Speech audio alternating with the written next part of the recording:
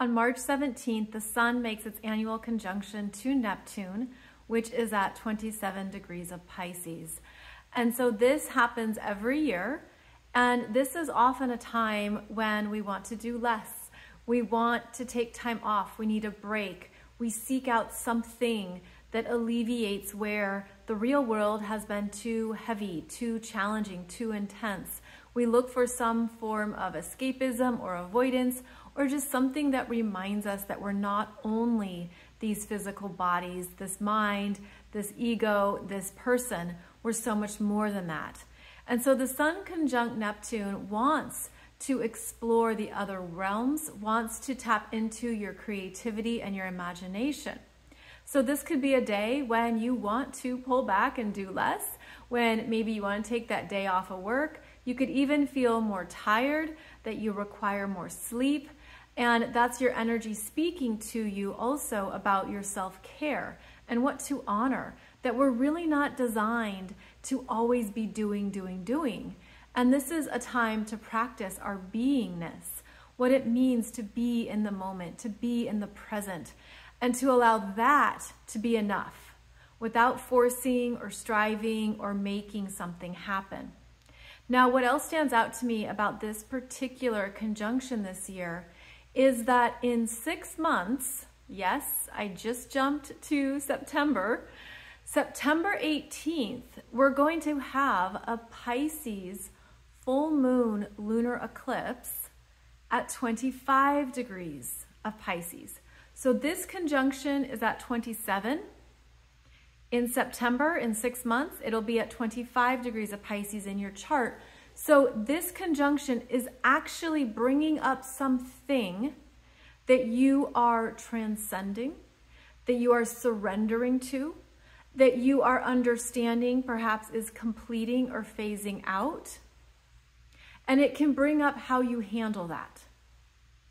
It can show you your own letting go process. It can show you as well your deeper levels of trust, that for everything that exits, something new enters.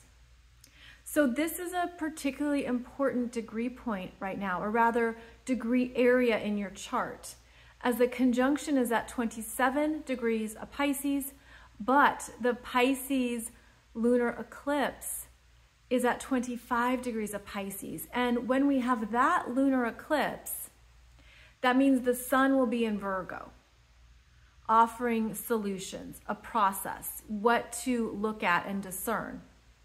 But there's something here, and I'm feeling this is very intuitive, like you could just be feeling something on the horizon or something coming through or something that you're sensing and you can't see it yet because that's Pisces. We can't see it yet. We don't know, but we feel it. So your intuition could be turned up to 11 around something that you sense is going to be shifting and evolving even more in the second half of this year.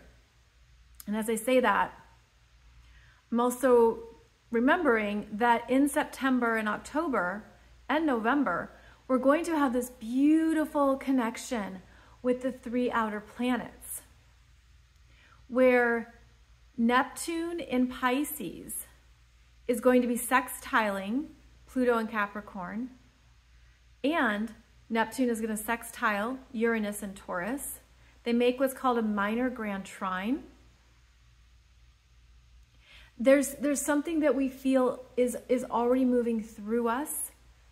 And with this Minor Grand Trine, there is some kind of, it's like a crescendo. It's the final completion. And it's something at a much deeper soul level, especially with the 3 outer planets involved. And even though the outer planets are typically described as our unconscious, I feel like that's actually outdated now because we are more conscious. We are becoming more conscious. So they represent how we're becoming more conscious, what's coming up in our own awareness to work with energetically, to see, to understand how to relate that to our power, and to also allow ourselves to keep going forward. Now, I do talk about this Minor Grand Trine in the 2024 Soul Growth Astrology program that a lot of you are in. But there's something about this particular conjunction here in March, that's going to matter in the second half of this year.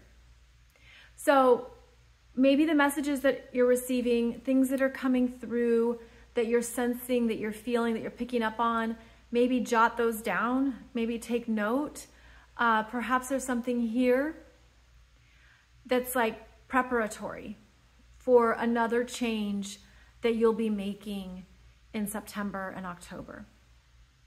So, as you can see, there's more to this particular conjunction between the Sun and Neptune because this is going to be an active degree point in our charts throughout this year. So I hope this has given you some good things to ponder and sit with, as well as to continue to trust what you're feeling and sensing intuitively.